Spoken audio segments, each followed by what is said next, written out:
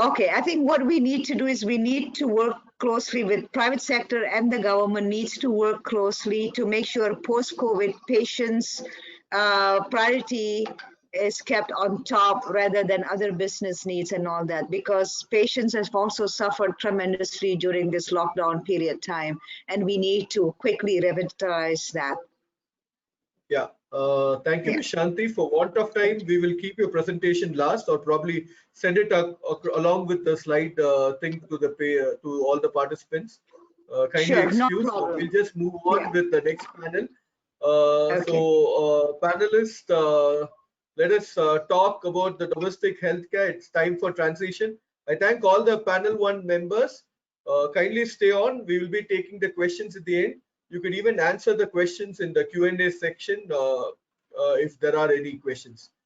To the domestic panel, without any further delay, impact of VUCA factors in each of your industry. We have a very diverse industry. We have a medical device manufacturer, pharma, a branding agency, and a healthcare provider. Quickly, briefly, your comments.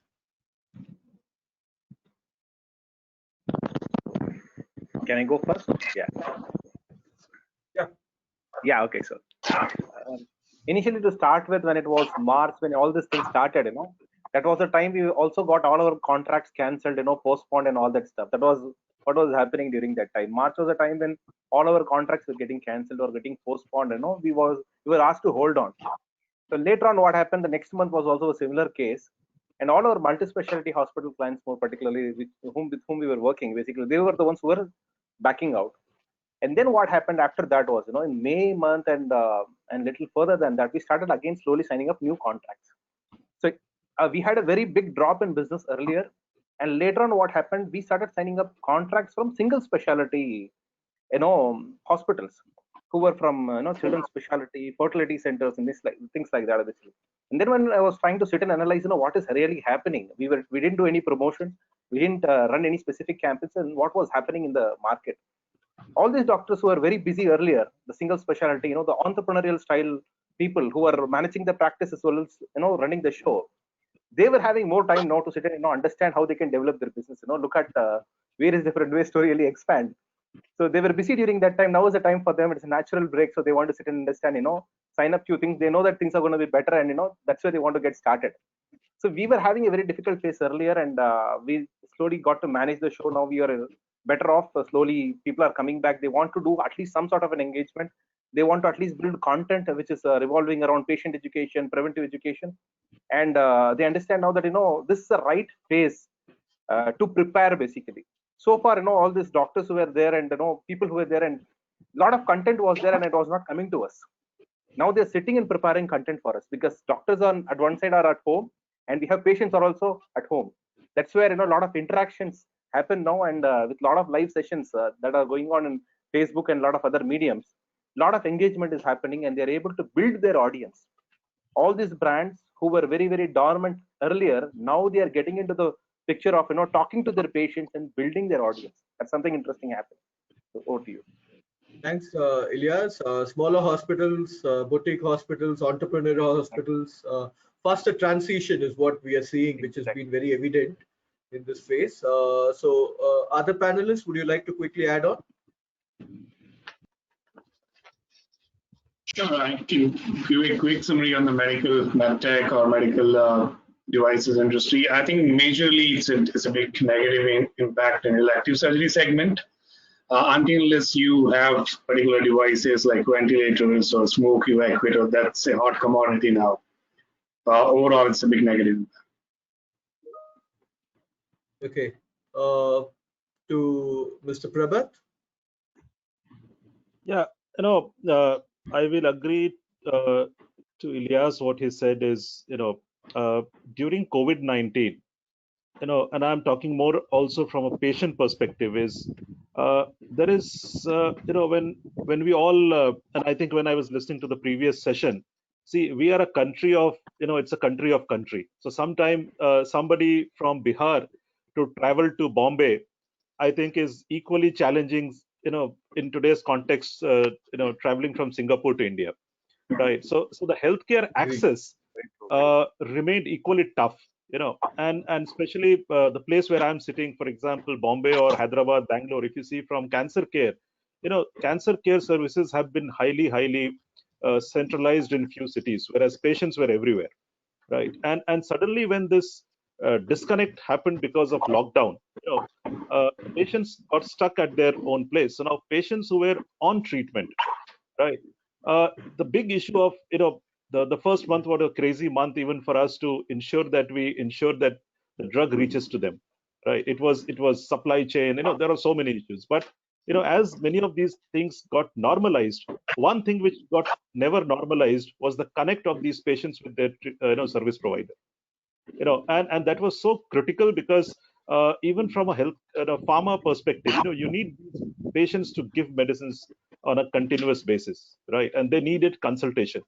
The second part is when it comes to patients, the newer consultation, right? So there has been a lot of disrupt of this connect between patients and doctors.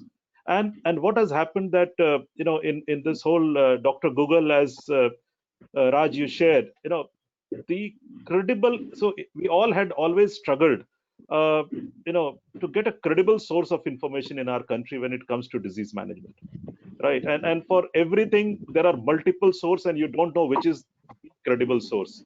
And I think a lot is going on, and this whole VUCA world, is applies a lot to patients and caregivers, the way they are looking for information, and which is that credible source of information. Sometime even the webinar, when we started, there was a kind of a underuse of many of these digital tools. Then we started using it.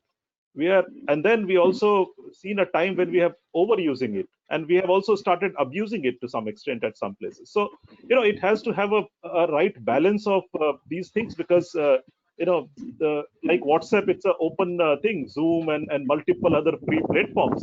And not every time, it sometimes confuses. Imagine a patient who is listening to 5 webinar and then a different perspective. So I think it's a lot of learning, and I think a lot of positives also. For example, as I was saying that when I see the marketing team and the brand team, the way scientific education is being provided using digital tools, I think we have done a lot of progress on that. And I think the way the physicians have geared up to take up this challenge and understanding science through Web Connect, I think it has saved a lot of time, a lot of resources as well. And the same way, we always underestimated our patients about their digital capability. And I have been part of many patient group meetings where I see patients connecting from remote part of Uttar Pradesh, Bihar, West Bengal. Tata Hospital has been doing a fantastic patient group meeting every Friday, practically, for lung cancer patient. And I could see patients lying down on their bed, and they are listening to their doctor. And I remember one patient saying that मैंने अपने doctor को देख लिया 15 minutes. That is the biggest satisfaction for me. So sometimes there are a lot of emotional factor, and I think this we could have never imagined, that running a patient support meeting virtually and connect, bringing patients together and speaking to their doctor. So I think there are a lot of learning that has come, and as I told earlier, that we have to keep these treasures, keep these learnings, and not leave them. As we move on with all the travel happening. Again, Shanti was saying, I myself used to travel 15 days a month. Now I feel that why I was traveling 15 days. I think going forward, I need not to travel 15 days. Many of us will realize that our productivity has increased, and it's all about in mind how we have started responding. So I think that's how this entire pandemic has given a lot of learning, a lot of challenges, but yes, we will overcome it. Well said. One of the cornerstone of that is patient support groups becoming a core marketing strategy in the way forward is going to be very critical. On that note, what do you think of it, Mr. Vinayak? Well, I think the impact has been significant, and for a healthcare provider, especially a cancer hospital, I think significant, and we had to change our entire operations differently, because unlike other companies where people could work from home, for us that was not a choice. So how do we overcome that? So there was a lot of learning, a lot of iterations, and we got to know, who are the most important staffs who need to be there, whether it's doctors, nurses, housekeeping. So that was a significant challenge. Then was, how do we educate the patients, because cancer as such is definitely much more dangerous than COVID. The mortality rate in cancer is much higher than that of COVID. So educating that to the patient was very important.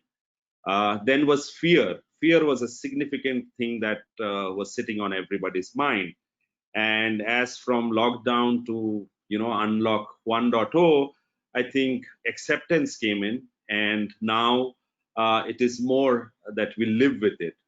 And there has been a lot of learnings, unlearnings that has happened over the last few months, starting from March. And I think we are slowly starting to get back in track. I'm a very positive person. I know we'll overcome this, but definitely we have to look at things much differently.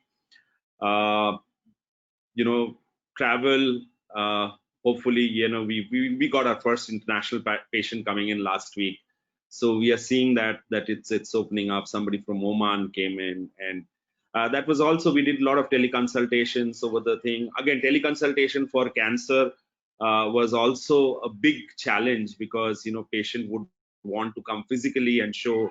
They were missing their radiation appointments, their chemotherapy appointments. So we looked at home care. I think home care is becoming very significant. I think most hospitals have to look at how do we leverage your home care arm to provide certain services which can be done by the second level of the healthcare workers. So I think that has been the factors that has come in. Over to you, Raj. Thanks, Vinayak. You can start with this question: percentage drop and expected increase of business, and expected timelines for normalcy. I think Mr. Ilyas has already answered that there was a drop and then there was a pickup. So the other three panelists can go for this question. Go ahead, Vinayak. You can go first. Yeah. So I think initially we had a 35 to 40% drop in revenue, and the major factor was the international business, as well as domestic, also people who couldn't travel. So we thought that business was lost, and it is lost for a good few months. But when we looked at it differently, we have our periphery arms at Hubli and other places. We saw that radiation numbers went up there. So I wouldn't say we lost. So that's why I put that number at 35 to 40. Now with the current opening up and we see still a drop of around 25% overall in terms of revenue, and definitely international business is the major factor, because especially from Africa, Middle East, we don't see patients coming in, but we are working on that. But domestic, slowly it has started. Again, there is a big confusion of the government coming up with 14-day quarantine. You don't have, so this is a huge confusion that goes around. So educating the patient is a big task, big challenge. I think that's where, and normalcy maybe 6 to 8 months, if not earlier, is what we see at, because people with the vaccine coming in, I think people have started to move in, and people have understood that if you delay treatment, that's not a good sign. Cancer is like a time bomb, so you should not. So I think 6 to 8 months is what I see. Interesting to hear from Bhupender. I think it's Dr. Bhupendra, I just want to add on to you in this question about what is the buyer state with respect to a medtech company, or a far advanced company like Intuitive or other companies. We know of major deals happening. We've heard about the Siemens Varian merger and all this stuff. But as a hospital, how would they negotiate, or how would they do the techno-commercial thing with a company like Intuitive or any other medtech company? Are they in a state of mind to still go ahead and do a buy? That is one thing. And what kind of negotiation tactics are being adopted? And is there anything from companies like Intuitive or other companies wherein you've taken note of the situation and you've also come up with some innovative plans? I think the same question would also apply to Mr. Prabhat when his turn comes next. Go ahead, Dr. Bhupendra. Sure. So I'll just give a quick update before I answer your question on what Mr. Vinayak was alluding to. I think most of the robotic surgeries in India are happening for cancer patients, different indications. And there's an interesting trend. It's not elective purely, it's a semi-urgent procedure. You can delay it for a few weeks, for a month, but not forever. Other geographies across the world have recovered faster than even we expected. There was a V-shaped curve.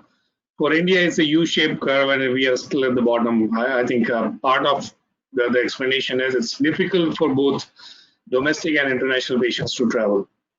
We see significant spike as the travel restrictions are easing out, and the areas which had the early wave of COVID infection, for example, Delhi, the numbers have started going up because the patients were waiting and they want to come back and get it done. To answer your question, how industry is looking at this, it's equally difficult time for everybody because it's the same revenue stream that trickles. But Intuitive have taken a couple of steps. One is the service is a kind of one of the cost component for hospitals, and pretty much all the hospitals were not performing elective surgeries. So Intuitive have globally started a service waiver.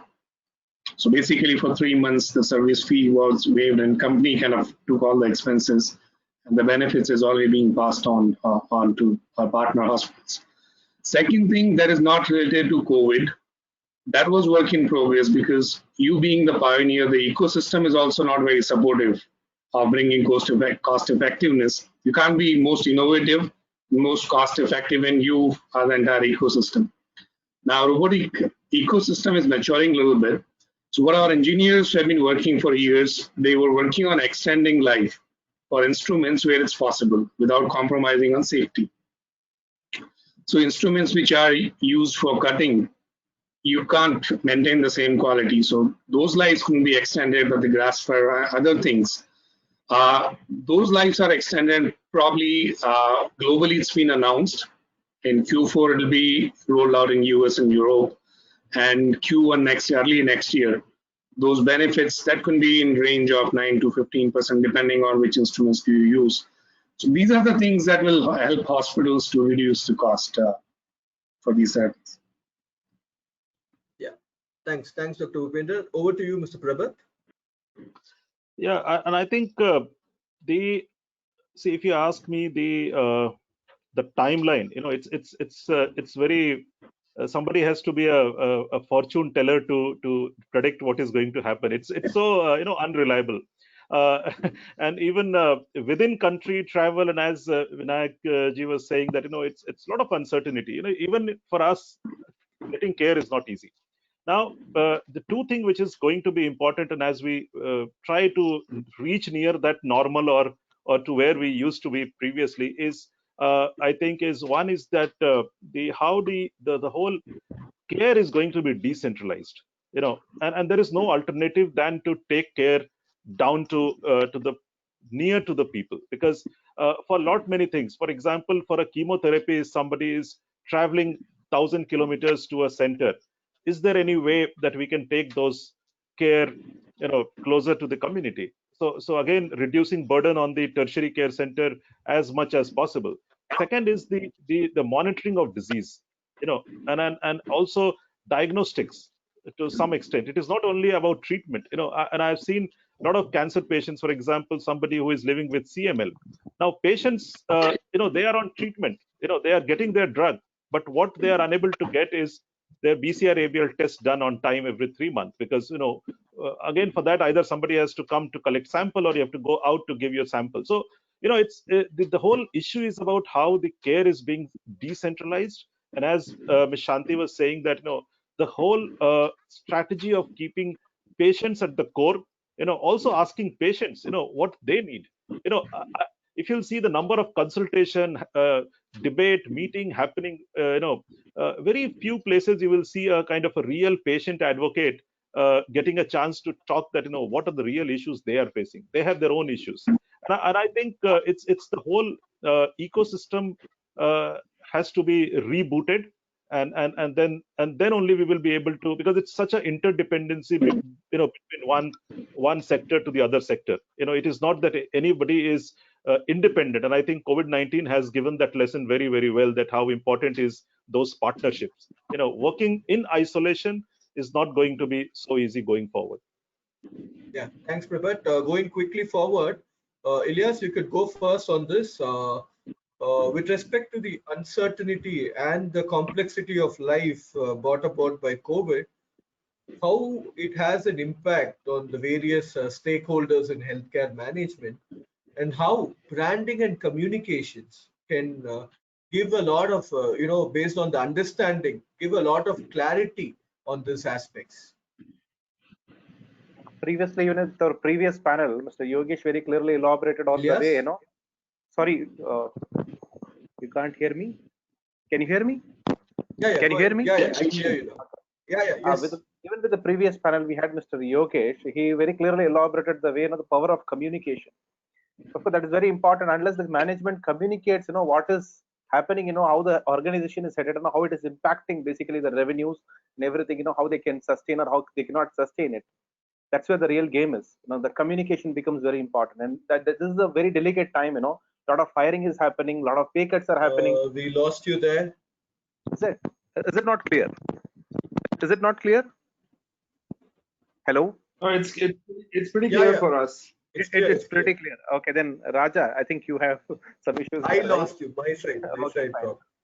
So I'll just continue with that flow. So basically, with a lot of pay cuts and a lot of all these different things, what we see is brands which are which have been building credible images are getting shattered in a day or two. When they see the negative news about the employees coming out. When the employee is now going out in the social media and blasting the company, saying that I was so faithful to the company and all these years long I was there working hard and all that. You see, today I got this, that, whatever exactly.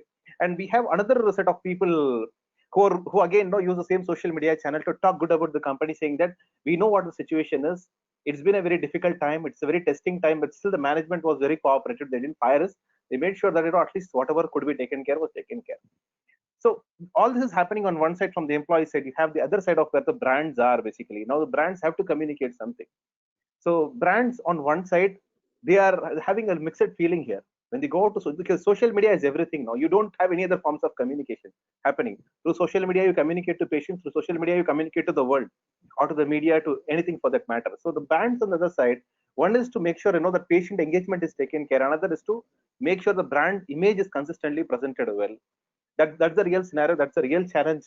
What we could see, and there are few brands who've been successfully able to manage this. Come out of this and even present a better image.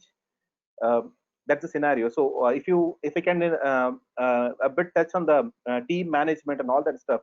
Yes, with the kind of interaction that we have with several hospitals here, and we've been on touch base with them every day to understand what is happening inside the organization, whether everything is healthy enough to move forward and things like that.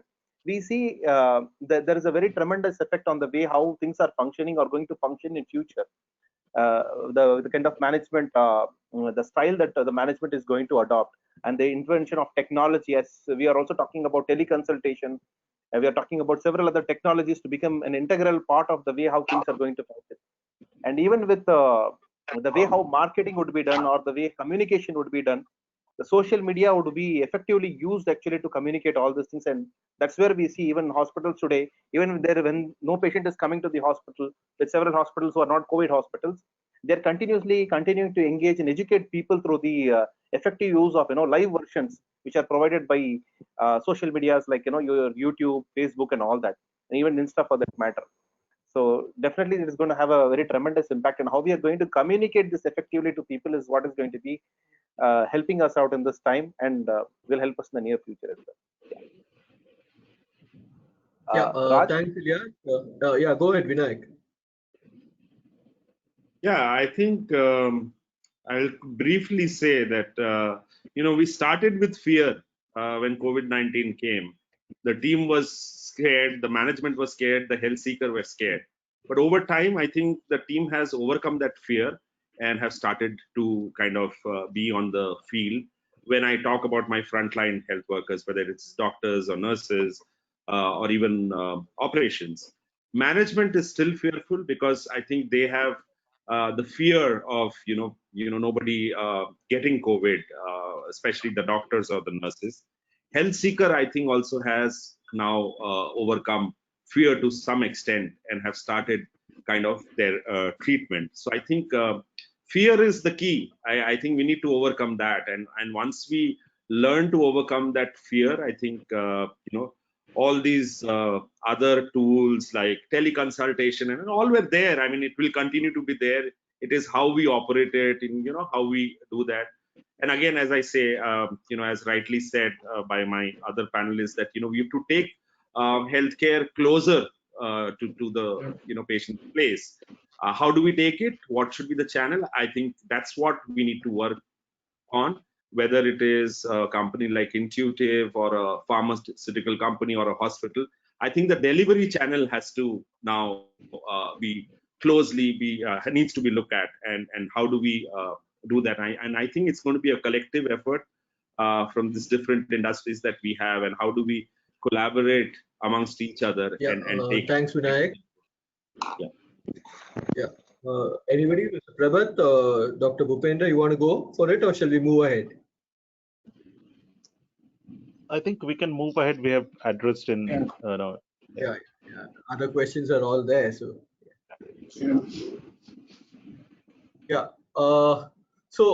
one of the key aspect is about the traditional marketing roles, the doctor trade or the on the door marketing sales that which teams used to do across industry.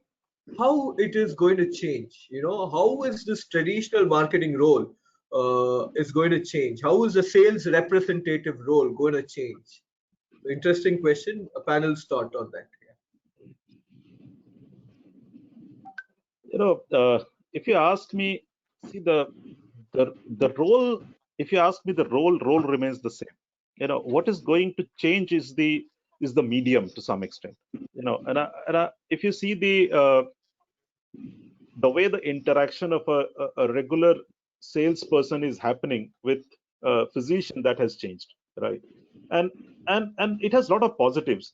For example, I'm not a part of a direct sales team, but when I used to go for my field visit, in a month I used to maybe join 10 calls, 15 calls.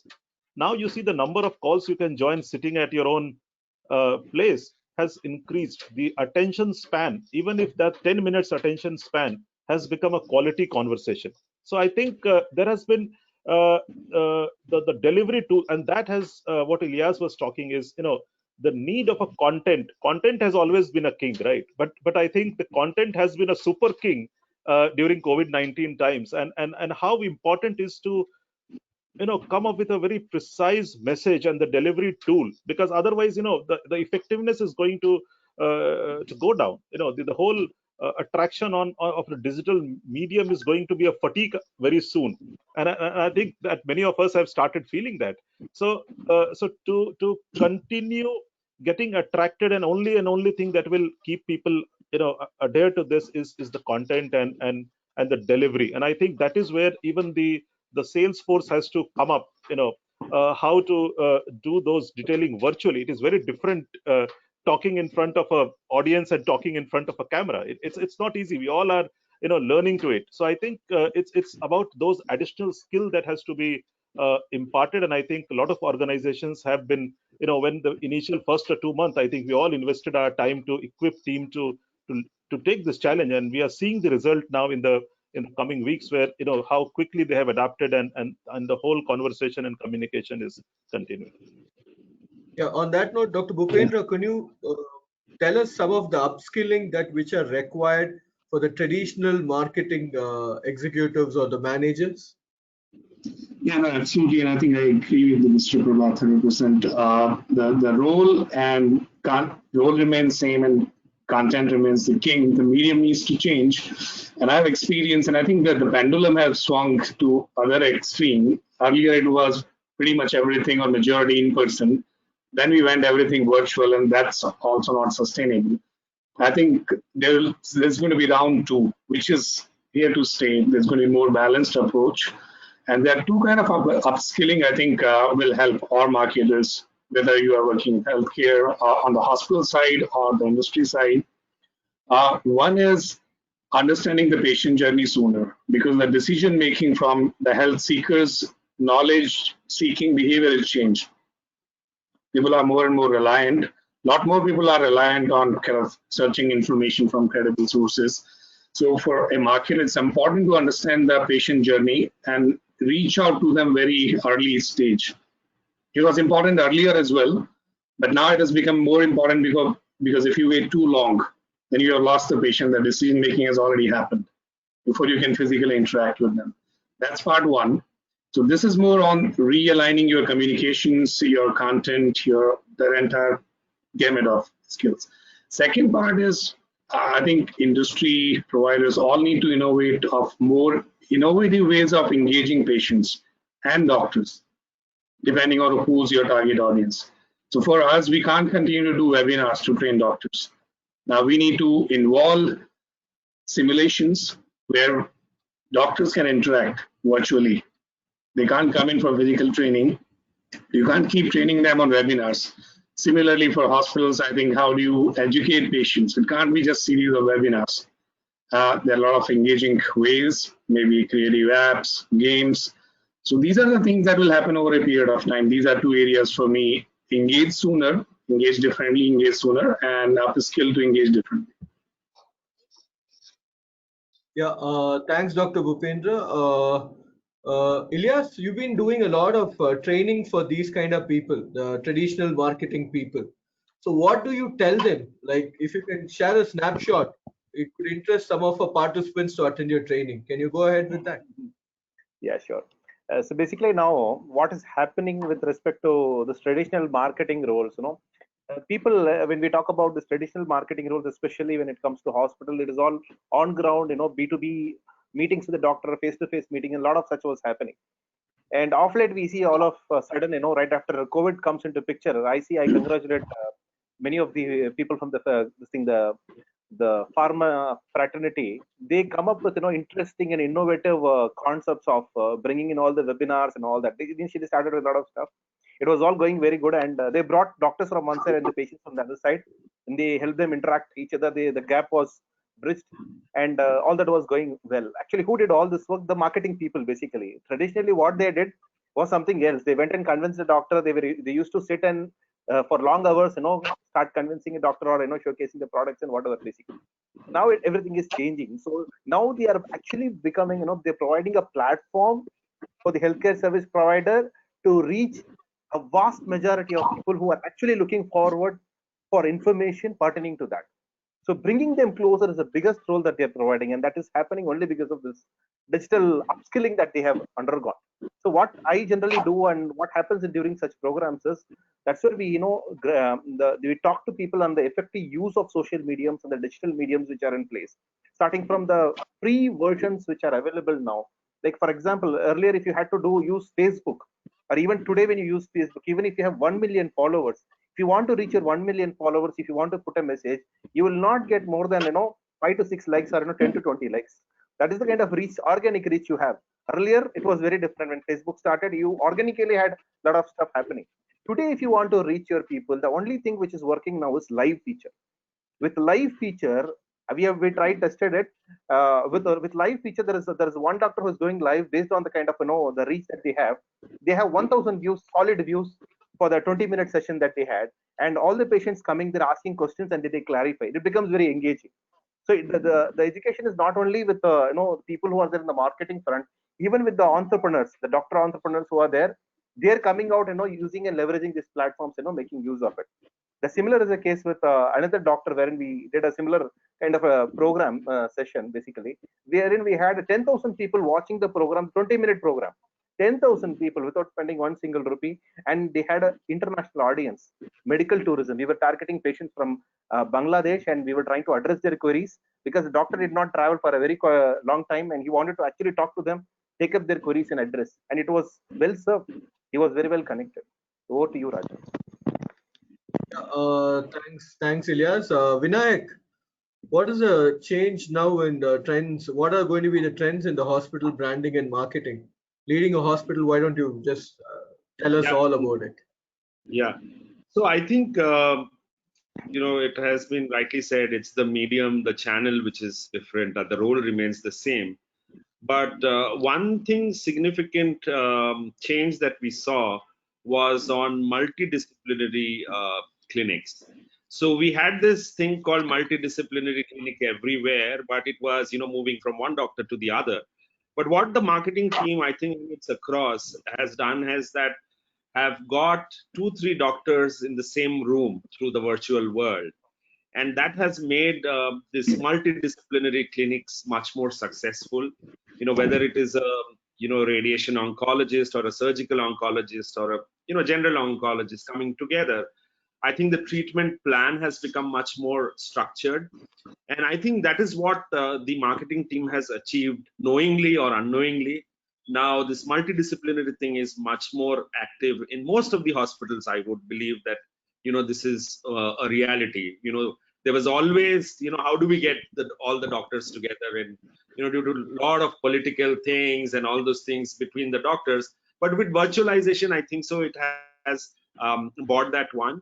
And of course, a lot of education needs to go to the marketing guys that, how do you talk, your total way of communication with the doctor will change, meeting face to face and meeting virtually. I think that's where we as leaders needs to come and train them and, take it forward to the next level.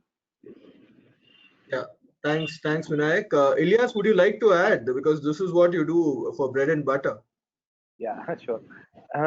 When it comes to hospital branding and marketing, I see the important trend now in the last 4 months. You see, we've been advising, asking people who are in the healthcare space to start building content, which was not there before. Why do we ask them to build content? See, for example, there is a fertility specialist, and he's talking about the various different treatments which are there, and still the generic content out there. There he has got an audience which he's not aware of. When he starts putting the content out, he sees so many people watching all that content. That content gets very good shares, very good comments, and things like that. He's not aware. It's an untapped potential. So there are several such heroes we have every day in our hospitals, and we don't celebrate them, or we don't really get the best out of them. We don't get to hear from them as to what they want to say. And that's where we see this communication building helps. Number 2 important aspect of this communication is, even though there is a lot of content out there on any specific specialty in YouTube, people, as somebody rightly pointed out, they wanted to have a reliable and authentic communication. And who's giving authentic communication is very important. Like the person whom they have already met, they are already aware of, or they want to consult with. That is the person that they want to get this information from, despite having this information available in various different places. So this will become very, very important. So what I generally tell people in this particular space is, when you have YouTube, which is a very, very free medium today, tomorrow what will be the case, we don't know. You have a lot of such stuff, like starting from, you put the content and it reaches people without spending any money or just having the right tags, right? And you spread the information. And then you have standard content that you put it inside your YouTube channel and give it access to only those people who want to access that information. Say someone wants to know more about IVF, they want to undergo the treatment, give that information only to them. In that way, you can even make your video private.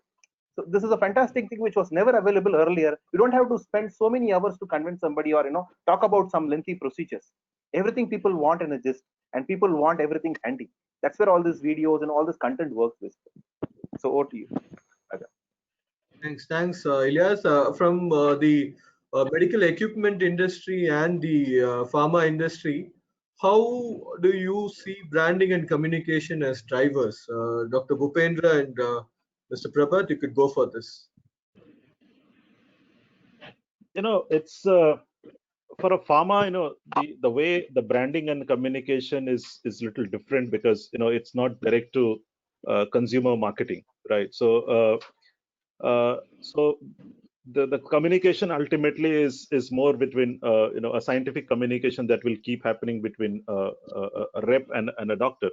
And when it comes to the branding, see, I think the bigger piece, which is branding, is that how do you come as a partner or as a company who truly care for patient. I think the brand is beyond the pill, and I think this time also has proved that it is not about having a particular treatment option available with you, but it is the support around that pill. I think that is extremely crucial. It has always been considered as crucial, but I think during this point of time, if you are, it is not only that one drug going to make all the difference. If you're not monitoring your condition, if you're not taking the other thing in a right manner, it will not work. So I think that is one. And I just quickly wanted to add what Ilyas was saying. It doesn't apply directly to a traditional pharma, but the point what he was making is, see, while we talk about social media, and I think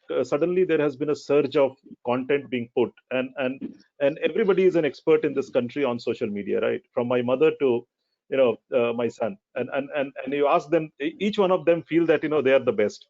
Now, what happens is even if you're putting effort on social media, and if you're not managing it, your targeting and a lot of other things where people like Ilyas can come into picture, it's a waste of time, because it's a sea. You are putting something content, but it is not reaching to anywhere. So it is also important to understand, if you're running any campaign, nothing, organic things are not working. We only eat organic vegetables, but on social media, organic has no meaning nowadays. So investing money on promotion in a right manner, is extremely critical, and it is why important, not only from the provider point of view, but also from a recipient point of view, so that I didn't get only ad of Flipkart or Amazon on my Facebook when I open it. I also see some content which I actually wanted to see it. So I think that is also very crucial. Yeah, thanks, Mr. Prabhat. Dr. Bhupendra, just a twist on the question. So branding and communication as drivers, especially with an industry like yours, the Da Vinci systems, how do you address the better quality of life, and how do you address the reduced DALOS and the various other aspects of hospitalization which are nullified through the robotic system, and use that as a driver in the VUCA world? Can you address on that? Yeah, so I think you're spot on. Sometime I think I'm the eternal optimist, so I see a brighter side in everything. Some of the things that through robotic surgery or any other form of minimally invasive surgery, the key benefits were you don't need to stay in a hospital longer. And now I think we don't need to explain. Everybody wants to get out of the hospital as soon as they can. So the length of stay is reduced, and that is a significant value both for healthcare providers as well as for health seekers. Other thing, I think that was a byproduct. It was not the company strategy, but I've seen a lot of hospitals talking about socially distant surgery. Now, if you look at in the robotic surgery patient, doctor is not on the operating table, and because of there's a lot of risk for healthcare providers as well when they are operating. All the tests are not, especially the rapid ones, are not foolproof. Patients are walking in an emergency and you don't have time to validate and do 2 rounds of tests. So in those cases, healthcare providers will also risk. So those risks have been kind of reduced.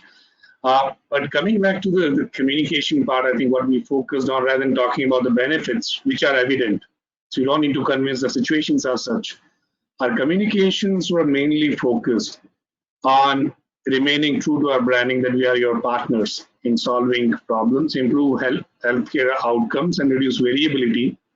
And a lot of confusion were around how do we operate in these corona times. Because if you look at societies, have also published different guidance. Some of them have conflicting directions, and those have changed over a period of time. After a few weeks, you see the guidelines are different. So majority of our focus for communications remained answering providers' questions, connecting them with experts in India or globally, and keeping it authentic that you ask your questions. We'll talk about robotic surgery later. Let's answer your whether they are related to the technology itself or more related to process. That how do I do cleaning now? How do I maintain hygiene? How do I secure my staff? How do I change my practices in OR efficiency? So these are the things I think slowly will come back to the value communication. Yeah, yeah. Thanks. And quickly in monosyllables, or a few syllables, what are the key health tech implementations which are going to be a must in the coming days? I think this question has been answered in the previous panel. I think the answer remains the same. Telemedicine, teleconsultation, everything tele, I think, is going to stay. Second opinion is one thing I think will be one of the key things that we'll see over the next few days. Just to add to that, especially the small and the mid-sized hospitals, the marketing technology, when it comes to marketing technology, especially advise them to have a cloud telephony. Basically, cloud telephony is one very simple technology that they can implement, which basically records all the phone calls. Small and mid-sized hospitals lose a lot of business by not managing their phone calls well, basically. So a cloud telephony kind of a system helps them a lot, even helps them understand how they can train their staff better. Number two is a CRM. Starting from a simple CRM, start with a Zoho kind of a thing. A lot of the small and mid-sized hospitals don't even have a proper CRM in place. That will give them enough and more ideas about the way how the customer person or the patient personas are basically. And then of course the teleconsultation technology which we are talking about. But yes, we can. Yeah. Any add-ons? Any further add-ons? Dr. Bhupendra Prabhat, anybody? No, I think I would agree with so I will also add, so I will also add one more thing with the National Digital Health Mission coming. Patient health record systems are something. Patients no need to wait in the hospital to collect the reports. So the medical record integration digitally, wherein the patient records can flow back to them and they need not wait and collect the records or come back to hospital to collect the records, are also going to be key.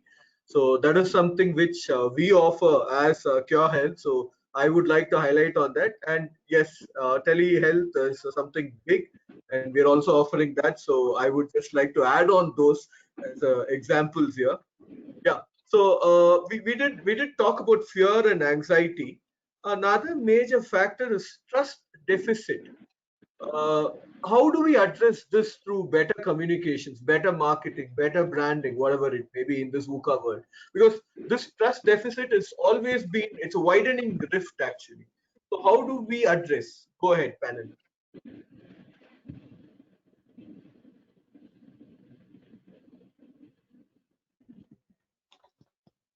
Okay, so I will take this question.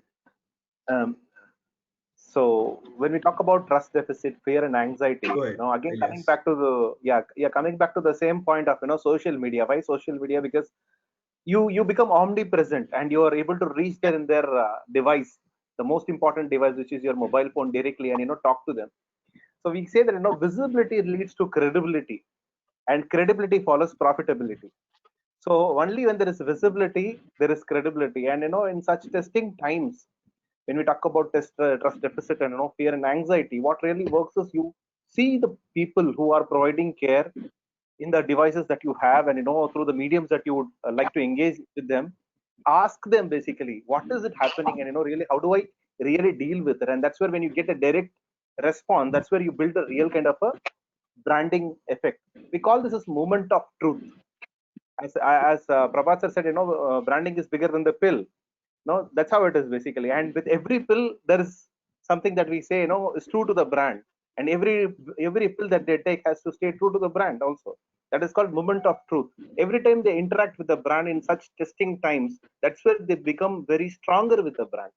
And how the brand addresses all these things, through better communication, through the engaging medium. See, why we talk about social media is because that's the cheapest the medium available today, and that is a very easy medium to reach. And they reach them in the mobile phones. That's the device that they have today, and there is no hindrance at all. The communication is direct. They ask questions and they get answers, and that's how they really build a better branding relationship with people. Yeah, thanks, Ilyas. Anybody else would like to add on to that? Yeah, Or we so can just move ahead. continuing what Ilyas said is, see, social media is important, right? And still in our country, there would be a section who are consuming this media. There is a section which may not have access to this media, and also there is a section who have access to this media, but they need like a care to digest that information. And I think and during COVID time, the way WhatsApp has become your guide, and out of 10 messages, 6 messages, it's very important to uh, you know kind of put effort not to convince on something which is floating, right? And there is nobody to talk to you on this, because you are consuming, you may not be sharing with somebody, and then there is a practice that you start following. And on this question, see, there is a lot of about we talked about behavior change communication, right? And I think it is not anymore the information education communication. You don't throw information. It's there are a lot of behavior changes that is happening, and I think social media is it's a untargeted kind of thing. And if it is not supported with that credibility, and again I'm saying, because a lot of fear, anxiety is being added up with that uncredible source of information, and there is plenty nowadays, unfortunately. So, and when you have time, when you're sitting, it's a huge task. And I think an only answer is a right communication and a right channel, and first of all, to have a channel. If you don't give a channel to that patient, to his doctor, that patient will continue talking to 20 other in-home quacks, right? But if that patient speaks to the doctor, he gets the answer. And I think there is no other way than to, and these kind of channels were not present. And it is not only teleconsultation. It is not about getting a prescription. It is beyond that prescription. It is beyond that half an hour conversation with the treating physician in a group, a kind of a support group meeting or something. And those things have become very, very crucial and critical nowadays. Yeah, just a small addition to that, Raj. I think I 100% agree about the right medium, and I think it's not new because of COVID. I think to keep it simple as well. We as an industry, I think if you look at, there are a lot of new consumers which are added, and their academic background, their education levels are not same. They're consuming information, and we as an industry are guilty of not simplifying things enough for all the consumers. So that's my take. Continue to work on simplifying it.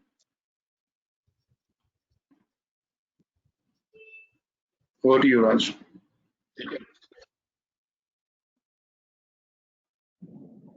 Yeah. So, Vinayak, can you go ahead with the next question? What is going to be the change? It's a direct question to a hospital management personnel. What is going to be the change? We have, just before this, we had the Ayushman Bharat come in. That has also added to the VUCA world of healthcare. So, what is going to be the change post-COVID with respect to all this? The credit cycles, the credit realization cycles, and lot many other aspects related to that. Yeah, I think the most important factor here is the credit realization cycle. I think if government doesn't look into it, as private hospitals, we will be in a lot of trouble. I mean, though there has been few announcements that they need to clear our dues and all those things, but Raj, what we are sitting at and what's the kind of dues. Definitely, with so many schemes coming in, the credit percentage is going to rise. But I don't know if will it cross the 50% mark. I still have my doubts. But if I look at private insurance, the penetration now is about 20%. But private insurance will definitely get into. But of course, the credit realization there is much better compared to government ones. The other thing that government should look at, when they cap certain drugs or certain procedures, whether the due diligence has been done, because 80% of the medical equipment that we have are sourced from abroad. So that actually erodes a lot of profitability from the system. So I think so government should look at it in a much more serious way. They should have a panel of experts, probably Dr. Bhupender on the panel, who can advise that, this is where you should cap a robotic surgery too, or something like that is there.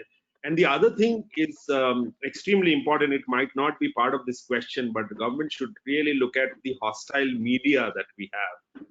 I think media intervention being so hostile is sometimes very scary. I mean, we've had incidences during this COVID period where they are keeping an eye on HCG hospital, which is a cancer hospital, whether we are admitting COVID patients or not. I mean, without knowing what is going to be the thing. So I think government needs to intervene into this hostile media and how they report. I think that's extremely critical. And these are the tough times that, where, we expect this from the government. Yeah, thanks, Vinayak. We should definitely appreciate the work by the Association of Healthcare Providers of India, especially people like Dr. Alexander Thomas, Dr. Girdhar Gyani, and the team. They're doing a wonderful job having a dialogue with the government.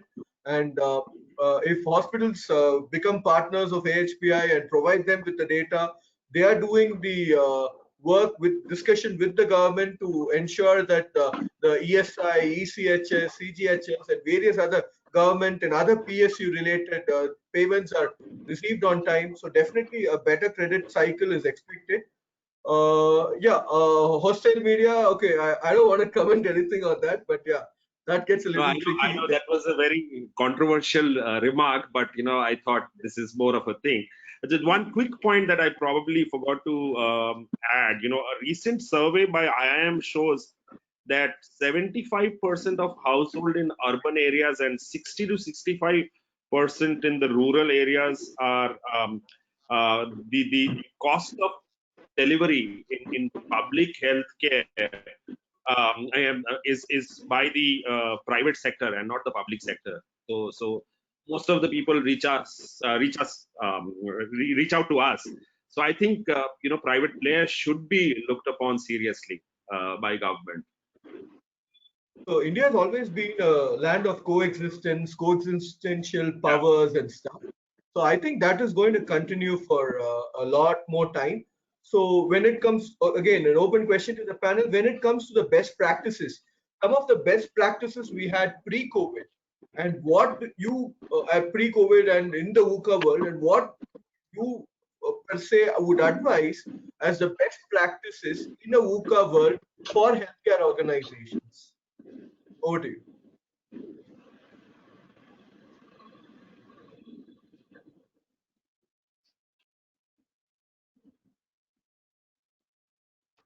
Should I repeat the question? You got my question? Hello? Am I there? Because I've had internet issues. Yeah. I think Dr. So what are the would be best right practices? Simplifying that, let us not look at the complexity of VUCA there. To give more clarity, what should be the best practices or the best effective implementation that which needs to happen in a VUCA world for healthcare organizations? Some of the best practices that you can list. Dr. Bhupender can answer that, I believe. Sure. So to me, I can share my thoughts. I think the fundamentals remain same. Now the execution part, similar to the communication we were talking about, the branding remains same, content remains king. The medium we need to optimize. Similarly, for us, the patient and the healthcare providers remain the front and center. But now how their behavior is going to change in terms of how people are seeking healthcare and how healthcare is delivered. If that's changing, now how we as a provider, the solution provider, we also need to optimize. For example, I think we talked about, you touched on this, the hospitals are also stressed for capital. Now, do you invest in fact, it's working both ways. Some hospitals I have seen which are kind of considering investment in advanced technology like robotic, they were not sure. Now they're expedited because now they say that travel patterns for patients have changed. Earlier, the patients in that geography used to travel to a different part of country and they were established practice. They have seen upsurge and they want to kind of monetize that part. Versus in other places where you see there's a genuine kind of a stress on free cash. So industry need to come up with solutions, deferred payments, lease, and other options where you ensure delivery and your business model is optimized to how the ecosystem is evolving. So these are my two kind of statements. Yeah. Other participants, other panelists? I just wanted to add. Quickly, what is the market outlook? What is the market outlook? How do you look at us bouncing back? And you can add your closing comments also along with that. And as we are at the fag end of the event and stuff. Yeah. The questions have been answered from the participants mostly. There's not been anything out of what we had spoken. So market outlook and your closing comments. From panel 2, we'll start and then we go back to panel 1 for the closing comments. Yeah. Can I? Dr. Bhupen, you start. Yeah, Dr. Bhupen. Sure. No, as I said, I'm eternal optimist. So I think the market outlook, 6 to 9 months, I think two things will happen. Number one, we will get to where we were. And I think I'm even more positive about these shocks give us an opportunity to introspect and become more efficient. I think I see it every part of the ecosystem in years. I mean, if you talk to doctors, this is the first time they are introspecting what they have been up to. We all have talked about why we were traveling so much. So a lot of things we were doing just because it was kind of run of the mill. So I think the healthcare ecosystem will come out stronger and wiser with better solutions for patients. From my side, what I see is, it's just a matter of couple of months. We'll all have a much bigger share of business coming to India. As we were bullish and we did a lot of work on medical tourism space just before the COVID could start and all that. So I'm very bullish about it, and now we are going to have a much bigger share than what we had earlier. It is just a matter of couple of months once we'll get back to normal. But till that time, what I would suggest, the participants who are here, who are listening to this particularly, till that it is your time to build your own right communication channels. I agree with what Mr. Prabhat also says. Too much of noise only makes things difficult. At the same time, when you want to make your own information, the right authentic information, read the right kind of people well, or when somebody is looking out for you, want to understand you better. Now the right way of doing that is using your own mediums, that you have to speak about what you know is right. That's where people get to discover you. That's where people get to learn about you. That's where people get to engage you, and that's where branding happens. That's about it. Thank you very much. Yeah. Over to you, Raj. Thanks. Yes. Over to you, Mr. Prabhat. So to me, healthcare as an industry will bounce back. There is no doubt about it, especially in the non-communicable disease and all those things. The good thing is as a health as a subject. I think during this pandemic time has got a lot of attention, right? And I think from primary level to tertiary care, a lot of political will you will see that has people have realized small things, and I think this was due. Unfortunately, it has come in a very wrong way. But as one of the panel members said that the lessons about hygiene, small things, and I think if you see as a healthcare. As a not only as a community in India, but I think together we all have got a lot of dose, not only about how to prevent us, but I think there are so many good things, whether it is using digital technology, how to upskill ourselves, how to respond to care. I think whatever good that has come in during pandemic time, I think we should not lose this. We should hold this, because this is going to amplify the reach, because anyway we were doing what we were doing, right? And now the new things what we have got, I think which will give a much needed acceleration to the whole healthcare system. So it's just for that curve when it starts coming back to normal, and I think we will see the fruit of it as a individual, as a health seeker, as a health provider. I think it will be a better time.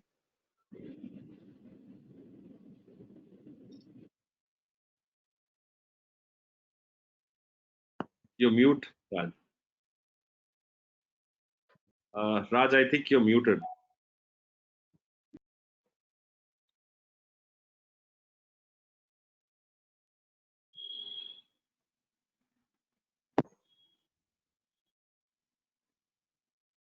Raj, you there? Can't hear you. Yeah, I'm here. I think. Go ahead.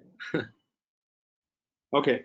So from a hospital perspective, I think the future outlook that I see is that. Over to you for your closing comments, Vinayak. Sure. I think there is a lag with your thing, Raj.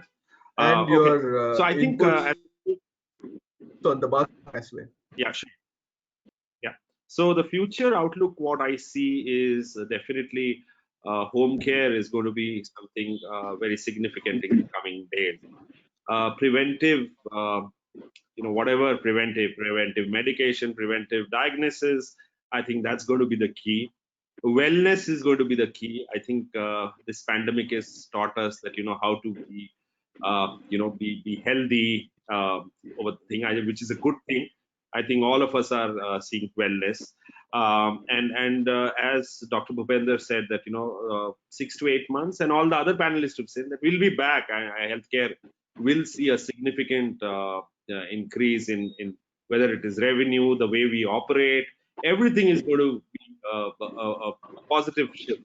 That's what I feel. Over to you, Raj.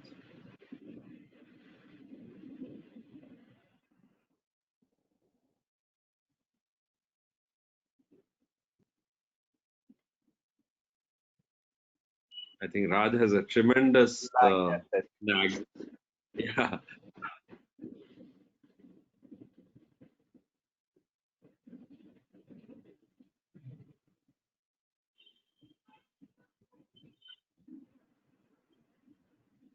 Yeah, I have internet connectivity issues at my end, I guess. Yeah, you're done, Vinayak?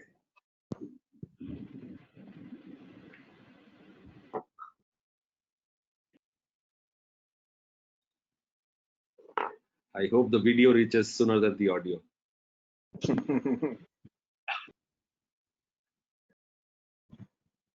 Yeah, hello? Over to Yeah, Raj, we can hear you.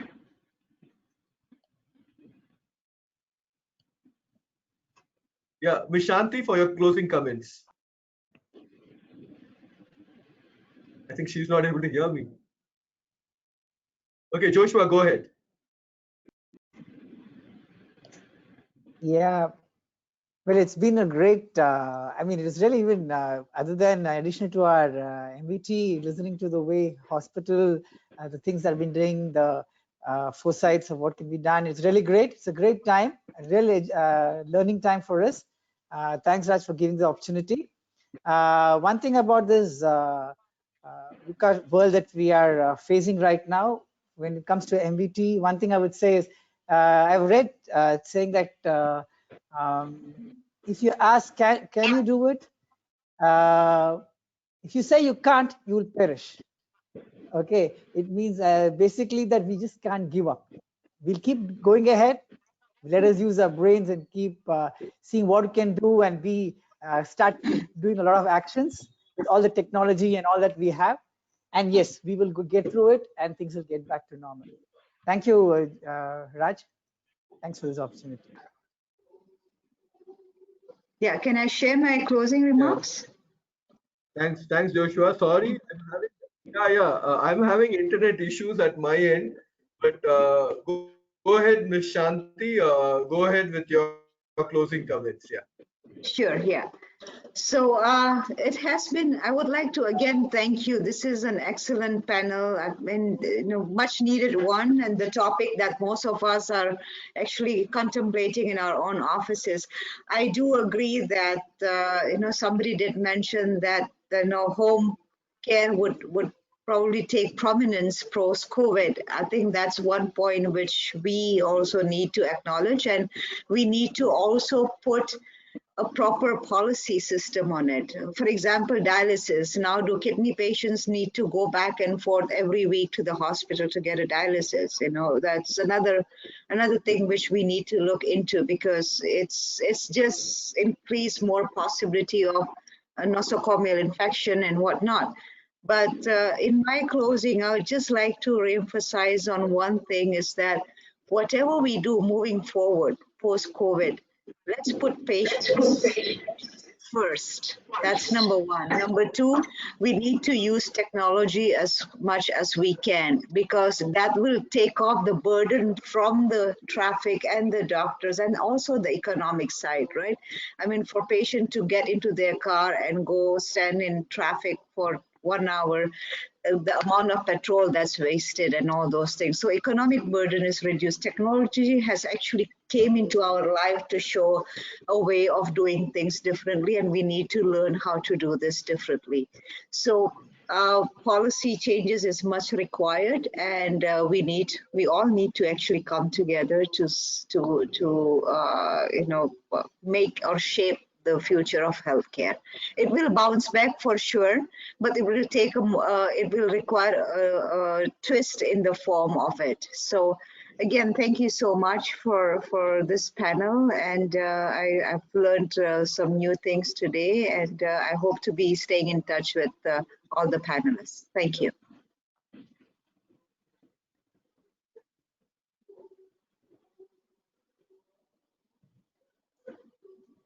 I think Mr. Raja is still having internet issues.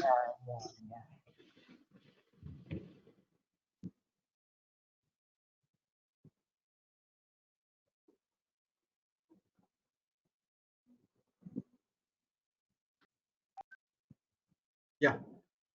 Thank you, madam. Yeah. I'm having internet issues. I'm just seeing the video and guessing that you've completed or not. Voice is disrupted. Uh, Thank you all. Thanks, panel. I hope you're all able to hear this thank you note from the bottom of all our hearts at QurHealth and GMI. We certainly know that all that it takes is a group of committed and thoughtful individuals to come together. And so we are very, very happy to have you all over here. And thanks to our participants who had attended the session. We are sorry that we have gone ahead with a certain amount of extra time. But when knowledge is being exchanged, time becomes a constant. So we all have spent that extra time to gain some new knowledge in some new territories as well. All the way from Indonesia as well, we had a speaker. So thank you all, and continue showing your love towards our webinars and also to our brand QurHealth. And we will meet you again next month with a webinar on telemedicine. Special thanks to all panelists, and let us have all these learnings for the day and see how we can take on the VUCA world with a clear vision, better understanding, clarity, and agility in the healthcare marketing, branding, and communications space as well. Thank you all. Thanks. Thanks, Raj, and pleasure.